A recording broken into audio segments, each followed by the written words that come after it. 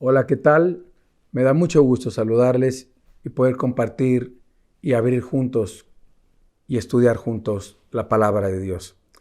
En este tema vamos a hablar de la cuarta y última parte de lo que es la grandeza de Dios. Ya vimos en 3 estudios anteriores lo que es la soberanía de Dios, lo que es la fidelidad de Dios, lo que es la misericordia de Dios, y hoy terminaremos hablando de un tema crucial para todo cristiano, que es la santidad de Dios. Yo me he percatado, viendo algunas estadísticas, de qué es lo que a mucha gente le gusta ver dentro de los temas de predicadores, se podría decir, o maestros de la palabra de Dios. Y uno de los temas que yo veo que la gente menos visita es en cuestión o en respecto o al tema de la personalidad o la persona de Dios. Es triste porque todo gira alrededor de Dios. Todos nosotros giramos alrededor de Dios. En Él somos, en Él nos movemos, etcétera, etcétera, como dice su palabra. Así que Él es el Padre de nuestro Señor Jesucristo, Él es el creador de todas las cosas. El Padre y el Hijo uno son, y el Espíritu Santo, lo creemos, lo predicamos. Pero si no conocemos a nuestro Padre Celestial, ¿cómo podemos conocer a su Hijo? ¿Cómo podemos conocer al Espíritu? ¿Cómo podemos conocer su palabra? Qué importante es conocer a Dios, y que usted ponga mucha atención en los siguientes minutos en entender la santidad de Dios. El único atributo que se menciona 3 veces en la Biblia, santo, santo, santo, es ese. Nunca se dice que Dios sea misericordioso, misericordioso, misericordioso, o justo, justo, justo. El único atributo de Dios es santo, santo, santo. Bueno, Señor, hacemos una oración y oramos para que te reveles a nuestra vida, a nuestro corazón, a través de tu palabra. Que sea tu Santo Espíritu, Señor, el que nos enseñe los misterios, lo escondido, lo que hay en tu palabra, las lecciones tan importantes y la convicción que hemos de tener de pecado, Señor, para poder vivir conforme a tu voluntad y en santidad. Si no entendemos tu santidad, no podemos entender el pecado, no podríamos entender por qué demandas de nuestras vidas el que nosotros seamos santos en toda nuestra manera de vivir. En Cristo Jesús te lo pedimos. Amén, Señor. Pues bueno, vamos a abrir nuestra Biblia en Isaías, en el capítulo 6, Isaías capítulo 6, y vamos a ver lo que nos dice el versículo 1 al versículo 6. Isaías 6, del 1 al 6. Y vamos a estudiar la visión y el llamamiento de Isaías. Dice: en el año que murió el rey Usías, vi yo al Señor sentado sobre un trono alto y sublime, y sus faldas llenaban el templo. Por encima de él había serafines. Cada uno tenía 6 alas, con 2 cubrían sus rostros, con 2 cubrían sus pies, y con 2 volaban. Y el uno al otro daba voces diciendo: Santo, Santo, Santo, Jehová de los ejércitos. Toda la tierra está llena de su gloria. Y los quiciales de las puertas se estremecieron con la voz del que clamaba, y la casa se llenó de humo. Entonces dije: ay de mí, que soy muerto, porque siendo hombre inmundo de labios y habitando en medio de pueblo que tiene labios inmundo, han visto mis ojos al Rey, Jehová de los ejércitos. Y voló hacia mí uno de los serafines, teniendo en su mano un carbón encendido, tomado del altar con unas tenazas. Bueno, también podemos leer en Primera de Pedro, en el capítulo 1, Primera de Pedro, en el capítulo 1, en el versículo 13, las siguientes declaraciones del apóstol que nos dicen aquí. 1 Pedro 1, 13 al versículo 16 y nos dice: por tanto, ceñid los lomos de vuestro entendimiento, sed sobrios y esperad por completo en la gracia que se os traerá, cuando Jesucristo sea manifestado. Como hijos obedientes, no os conforméis a los deseos que antes teníais, estando en vuestra ignorancia, sino como aquel que os llamó es santo, sed también vosotros santos en toda vuestra manera de vivir, porque escrito está: sed santo, porque yo soy santo. Bueno, cuando nosotros leemos en el Antiguo Testamento y comenzamos a ver la historia de los reyes, leyendo a través de Primera y leyendo a través de Segunda de Reyes, es como si nosotros estuviéramos caminando a través de las puras tumbas, podríamos decir, de la realeza. Pues las historias de los reyes de Israel se leen como epitafios grabados en sus tumbas, y hasta que venimos a la tumba del rey Usías. Muchos reyes solo sirvieron pocos años, pero por ejemplo el rey Usías fue un rey que reinó más de 52 años. Algunos tuvieron meses de reinado, otros tuvieron semanas de reinado, otros tuvieron pocos años de reinado, pero Usías tuvo 52 años. Su reino del rey Usías estaba tan establecido que el pueblo de Israel casi lo convierte en un dios. Y vemos que así pasa actualmente hoy en día. La gente prácticamente convierte en dioses a actores, convierte en dioses a artistas de cine, la gente convierte en dioses a mucha gente que está en eminencia, políticos, creyendo que cierto político, creyendo que cierto gobernante, creyendo que cierto gobernador o cierto presidente o cierto partido nos va a sacar de la crisis, nos va a sacar del problema, nos va a sacar del hoyo, y nos damos cuenta que vamos de mal en peor, de mal en peor, de mal en peor. Y aún inclusive veo que muchos aún creyentes hacen de cantantes cristianos los ven como si fueran prácticamente dioses. De verdad, o ciertos predicadores.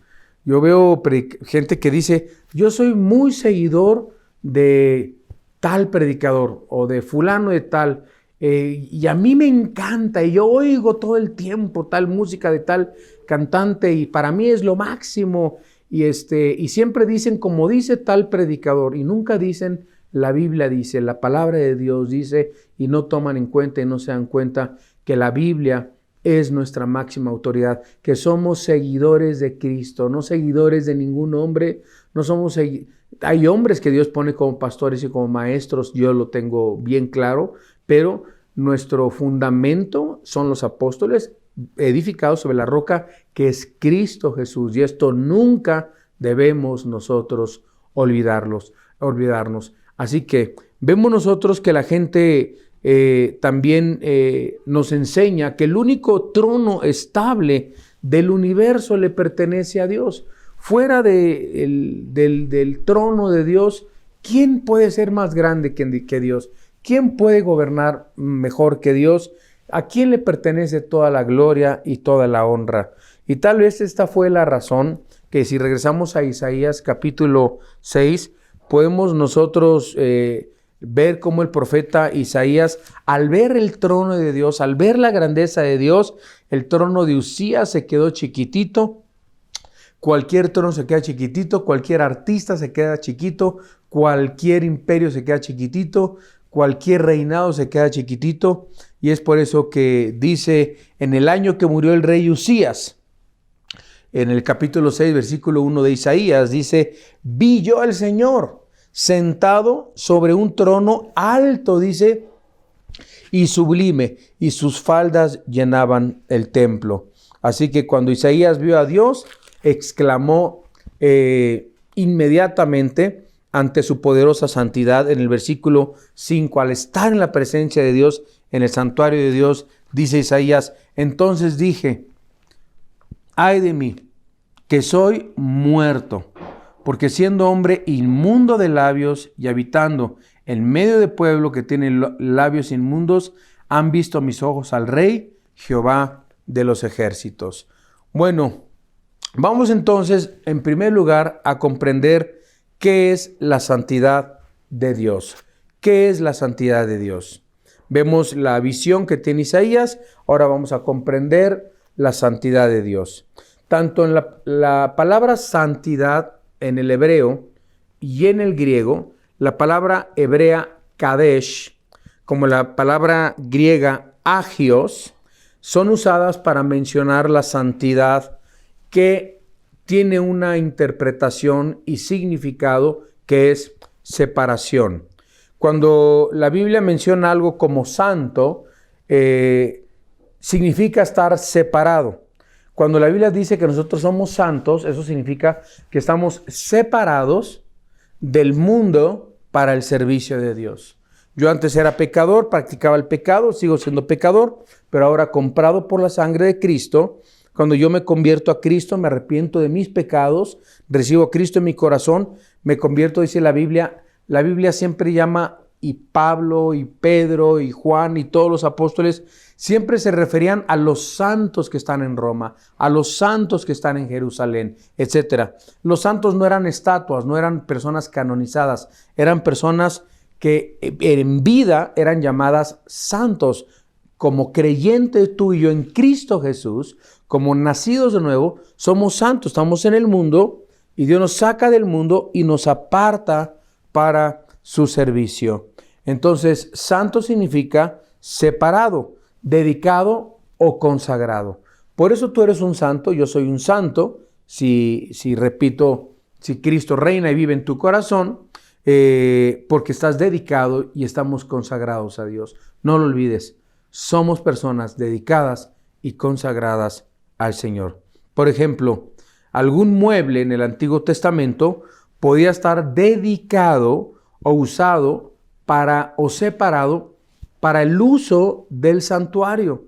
Vemos que en el tabernáculo habían muchos muebles, ¿no? El lavacro, estaba el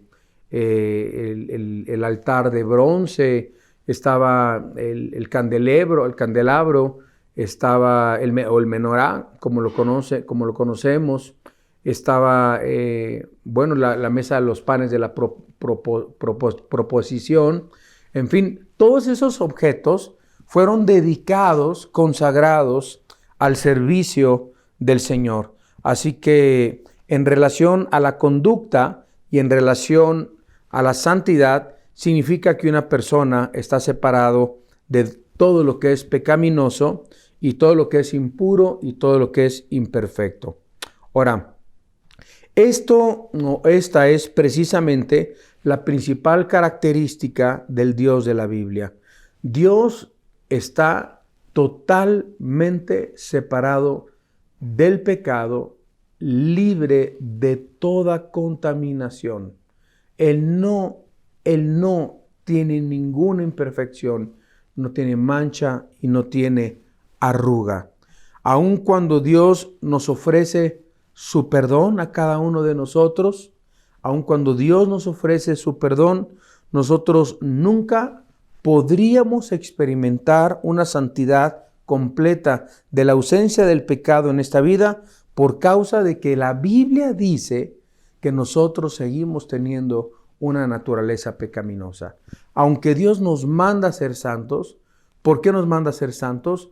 Porque a santidad nos llamó el Señor, porque Dios es santo. Y sin santidad nadie verá al Señor. Nadie puede tener comunión con Dios, incluso si no tiene una vida de santidad en su vida. Cuando nosotros pecamos, cuando nosotros lastimamos al Espíritu Santo que radica y que vive dentro de nosotros y no confesamos ese pecado a Dios y le decimos: Dios, he cometido un pecado de inmoralidad, he cometido un pecado de malos pensamientos, he cometido un pecado de malas palabras, insultantes a mi prójimo, fui injusto con mi esposa. Cuando nosotros no confesamos ese pecado, nosotros no podemos tener comunión con Dios, porque Dios solo puede tener comunión. No, dice la Biblia que ¿qué comunión puede tener la luz con las tinieblas y las tinieblas con la luz? Así que no puede haber comunión con la luz y las tinieblas. Así que la Biblia nos dice que aunque nosotros hemos sido santificados en Jesús, nosotros seguimos teniendo pecado. Y lo dice muy claramente en 1 Juan capítulo 1, en el versículo 8, que nos dice, si decimos que no tenemos pecado, nos engañamos a nosotros mismos y la verdad no está en nosotros. Entonces, por ahí hay una corriente pseudo cristiana que dicen que el cristiano ya no peca. Imagínense nada más, ¿no? Y entonces vamos a borrar el versículo de 1 de Juan 1:8 que dice, si decimos que no tenemos pecado, le hacemos a él mentiroso y la verdad no está en nosotros. Esta es la razón por la que Isaías respondió de esta manera ante la presencia de Dios. ¿Y qué dijo? ¡Ay de mí que soy inmundo de labios! Isaías era un tremendo profeta, un hombre de Dios, dedicado totalmente a Dios. Dice, soy inmundo de labios y habitando en medio del pueblo que tiene labios inmundos. Así que vemos que Isaías reconocía su pecaminosidad cuando estaba en la misma presencia de Dios. Yo quiero también comentar que entre más te acercas a Dios y entre más vives en santidad y entre más vives en pureza, más pecaminoso te vas a sentir. Más te vas a dar cuenta el profundo sacrificio que hizo Cristo en esa cruz del Calvario por tus pecados y por mis pecados. Siempre nos vamos a sentir indignos, siempre nos va a sobresaltar dentro de nosotros una humildad de saber si de verdad nos damos cuenta de dónde nos ha sacado Dios. Eso de el gran hombre de Dios, el gran predicador, el gran cantante cristiano, el gran que no sé qué, y se levantan el cuello y se sienten de verdad. No, ¿sabes qué somos cada uno de nosotros? De verdad somos siervos inútiles de Dios. Por su gracia, por su misericordia, de verdad. Pablo decía, por la gracia de Dios soy lo que soy, y su gracia no ha sido en vano para conmigo. Cuando yo me paro en un púlpito, cada vez que yo me paro delante de esta cámara, yo le digo, Señor, cuán indigno soy, de verdad, cuán indigno soy. De verdad que Dios, gracias por tu gracia, gracias por tu misericordia, de donde me rescataste. Y gracias a la misericordia de Dios, estamos caminando hoy en día en los caminos del Señor. Así que es todo por su gracia y su misericordia. Y Dios es santo, y podemos caminar en santidad gracias a su gracia. Así que, y una manera de entender la santidad de Dios es como si tú estuvieras con una ropa llena de lodo, te acabas de caer al lodo, te acaban de salpicar, estás sucio, tienes tu ropa llena de mugre y de repente entras a un quirófano que está totalmente desinfectado. Así es la santidad de Dios. Vaya, esto es un ejemplo simplemente pequeño comparado a la grandeza de su santidad. Pero ¿cómo algo sucio como yo puedo entrar a la presencia de Dios? ¿Cómo alguien tan contaminado, tan mugroso como yo puedo entrar a la presencia de Dios? Vaya, porque estoy entrando a un lugar esterilizado, completamente limpio, ¿verdad? Libre de cualquier pecado. Y es por eso que, en segundo lugar, quiero compartir la importancia de conocer y entender la santidad de Dios. El primer punto fue comprendiendo la santidad de Dios.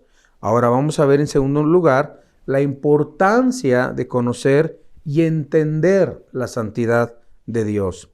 ¿Por qué necesitamos entender y conocer la santidad de Dios? Porque nos revela cómo es Dios y nos revela también la forma como esto nos afecta. Vamos a ver lo que nos revela acerca de Dios en primer lugar. La santidad de Dios nos asegura que podemos confiar en Él. pues Él nunca podrá ser capaz de tomar ventaja de nosotros o de abusar de nosotros o manipularnos a nosotros. Entonces, el conocer la santidad de Dios me revela acerca de Dios que nunca podría Dios tomar ventaja sobre mí, manipulándome o abusando de mí. Su santidad de Dios nos garantiza que Él tratará rectamente con nosotros, pues nunca tendremos que preocuparnos en qué estará en contra de nosotros. Y también podemos nosotros ver que, puesto que Él es santo, Él es nuestro modelo para la perfección. ¿Y de qué manera nos afecta? Vimos que íbamos a responder dos preguntas. ¿Por qué necesitamos conocer la santidad de Dios? Porque nos revela, por lo que nos revela acerca de Dios. Y número dos, ¿de qué manera nos afecta? ¿Qué hubiera pasado si Dios solo se hubiera reservado la santidad para Él? Piensa en un momento en esto. ¿Qué hubiera pasado si Dios se hubiera reservado solo la santidad para Él solo y para nadie más? Si Él se lo hubiera reservado para Él solo, queridos hermanos, pues nunca nos hubiera requerido que fuéramos nosotros santos. Y la respuesta la podemos nosotros encontrar también en Primera de Juan, capítulo 1. En Primera de Juan, capítulo 1. Y podemos ver en el versículo 5 y 6 que nos dice, si decimos, versículos 5 y 6, Primera de Juan 1, 5 y 6, dice, este es el mensaje que hemos oído de Él y os anunciamos. Dios es luz y no hay ningunas tinieblas en Él. Si decimos que tenemos comunión con Él y andamos en tinieblas, mentimos y no practicamos la verdad. Entonces, y el versículo 7 nos dice, pero si andamos en luz, como Él está en luz, tenemos comunión unos con otros y la sangre de Jesucristo, su Hijo, nos limpia de todo pecado. Vean cómo dice la Biblia, nos dice la Biblia, si andamos en luz. La palabra luz en la Biblia es usada como símbolo de la pureza. Símbolo de la pureza, del que alumbra, de la ausencia, de que no hay tinieblas, etc. Dios es absolutamente puro, eso representa también la luz.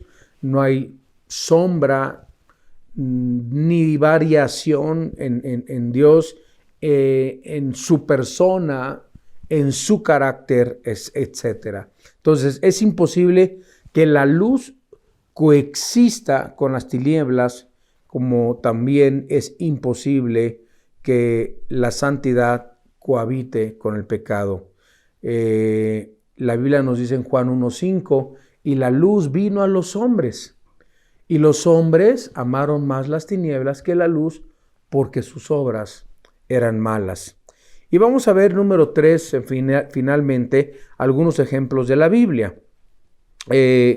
Pero antes de entrar a algunos ejemplos de la Biblia, hay que entender también que a través de la gracia de Dios, Dios nos ha dado la oportunidad de vencer las tinieblas en nuestra alma y caminar en santidad.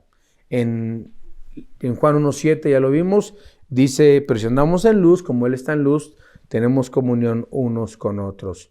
También la Biblia nos menciona que sin la santidad nunca hubiéramos podido entender, nunca hubiéramos podido tener comunión ni compañerismo con Dios. Queridos hermanos, sin la santidad nunca hubiéramos podido tener compañerismo con el Señor.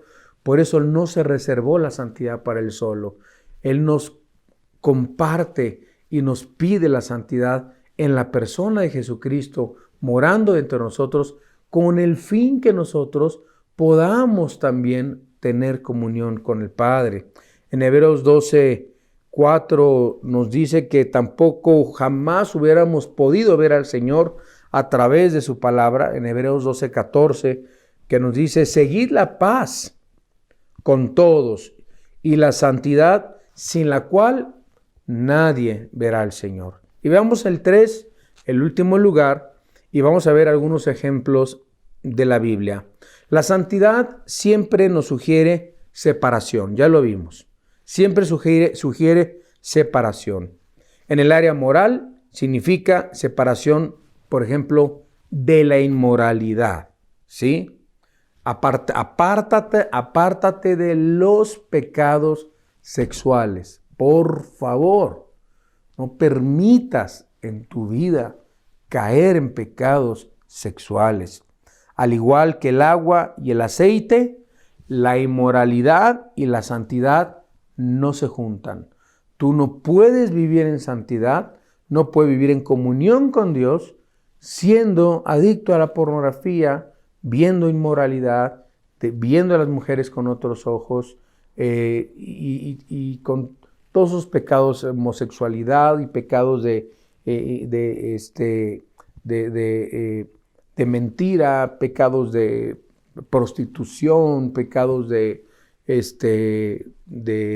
corrupción, tantos pecados que nosotros no podemos vivir en pecado y vivir en comunión con Dios al mismo tiempo. No, es imposible. No podemos estar amargados tampoco, no podemos andar de chismosos, de peleoneros, no podemos andar odiando a la gente, vengándonos, matando, robando, destruyendo y tener comunión con Dios. Es imposible, es imposible. Entonces, así como la inmoralidad y la santidad no se juntan, así como el agua y el aceite no se juntan. En el Antiguo Testamento, en el libro de Levítico, en el capítulo 11, en el versículo 44, nos dice, porque yo soy Jehová vuestro Dios, vosotros por tanto os santificaréis y seréis santos, porque yo soy santo. Así que no contaminéis vuestras personas con ningún animal que se arrastre sobre la tierra. En el Nuevo Testamento, vemos en el Antiguo Testamento que nos teníamos que santificar, se tenía que santificar el pueblo de Dios porque Dios era santo. En el Nuevo Testamento, en el libro de Romanos, podemos encontrar en el capítulo 6,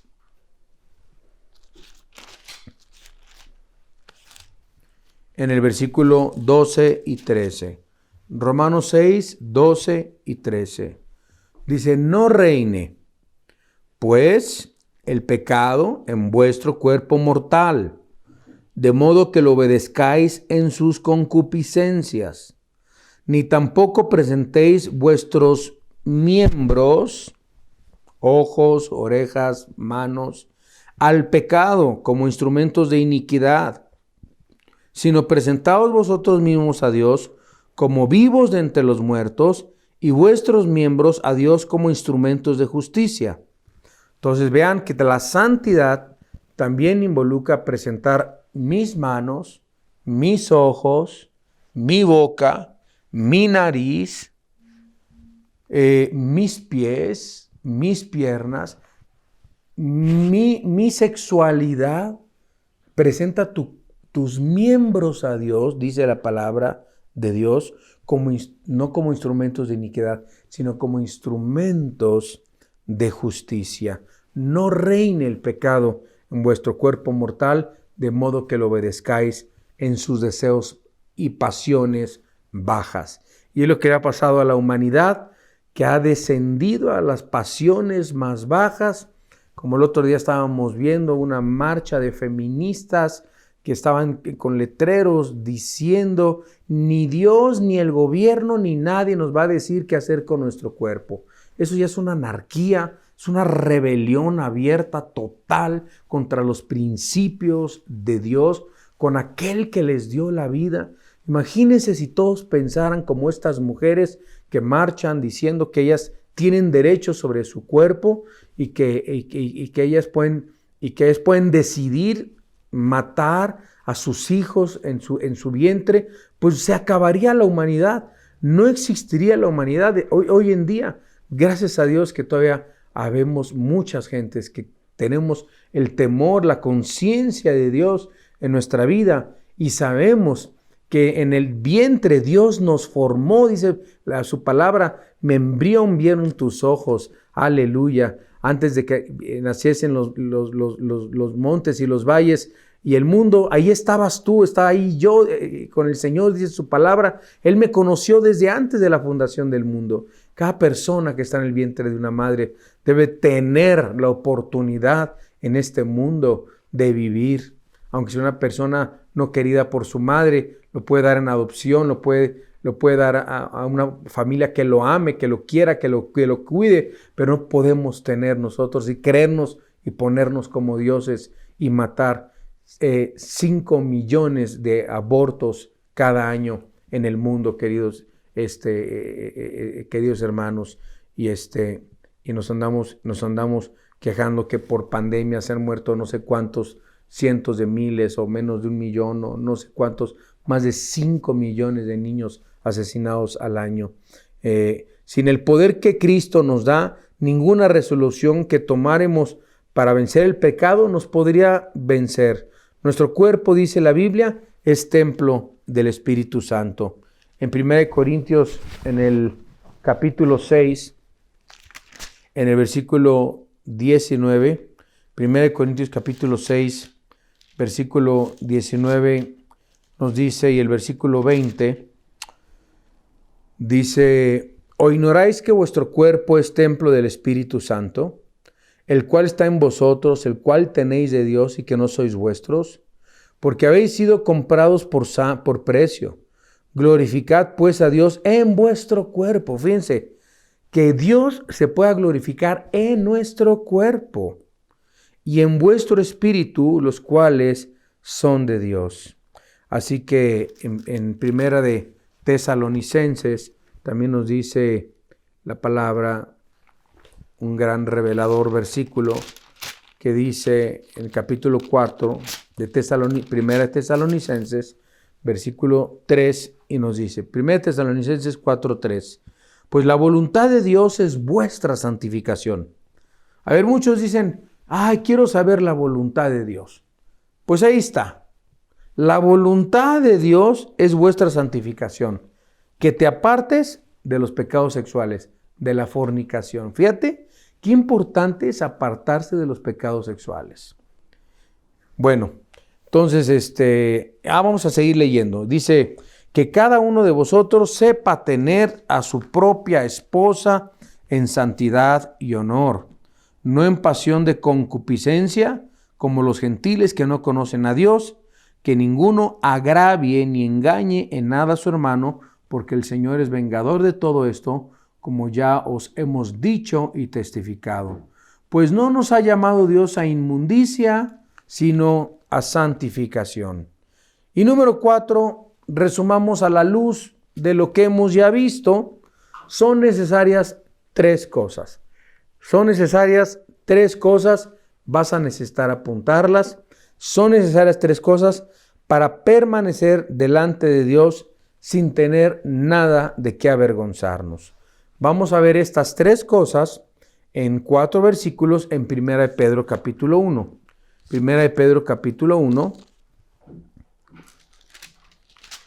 Y versículo 14, que nos dice así. Vamos a leer del versículo 14 al 17 y les voy a dar las 3 ingredientes necesarios para poder permanecer delante de Dios sin que avergonzarse. 1 de Pedro 1, 14 al 17 dice así la Biblia.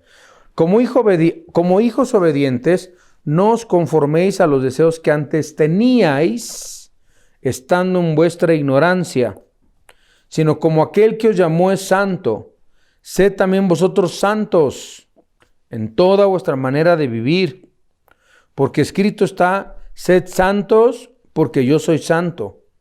Y si invocáis por Padre a aquel que sin acepción de personas juzga según la obra de cada uno, conducíos en temor todo el tiempo de vuestra peregrinación. Entonces, a la luz de lo que hemos visto y estudiado, hay 3 ingredientes, 3 cosas necesarias para poder permanecer delante de Dios sin que avergonzarnos. La primera, la encontramos en el versículo 14. Debemos mantenernos inconformes con respecto a la inmoralidad. Número 1, debemos mantenernos inconformes con respecto a la inmoralidad. Primera de Pedro 1:14. Segundo ingrediente para no permanecer avergonzados delante de Dios. Debemos recordar constantemente nuestro llamado y vocación. Debemos recordar constantemente nuestro llamado y vocación. Y número 3, versículo 17, debemos conducirnos con temor delante de Él. Así que las 3, repito, debemos mantenernos inconformes con respecto a la inmoralidad. 2, debemos recordar constantemente nuestro llamado y vocación. Y número 3, debemos conducirnos con temor delante de Él. Qué hermoso estudio. Espero que hayas entendido a Dios, la santidad de Dios, lo que requiere de Dios de tu vida. Sean santos porque yo soy santo. Oramos, Señor, porque en nuestra vida quizás no ha habido una vida de santidad, no ha habido una vida apartada del pecado, ha habido una vida de constante tropiezo y tropiezo, recayendo en drogas, recayendo en la homosexualidad, recayendo en la fornicación, recayendo, Señor, en el adulterio, en las mentiras, en el odio, en el vicio, en el robo. Oh Dios, perdónanos, Padre, perdónanos.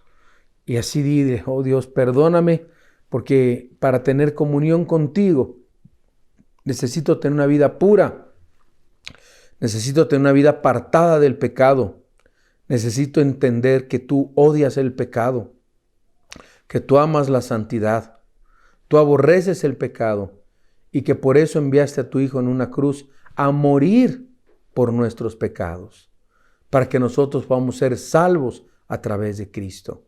Arrepiéntete de tus pecados, pídele perdón, pídele que entre en tu vida como tu Señor y tu Salvador. Porque esto lo pedimos en el precioso nombre de Cristo Jesús. Amén. Agradezco nuevamente que me haya dado la oportunidad de compartir esta 4ª parte de lo que es la grandeza de Dios.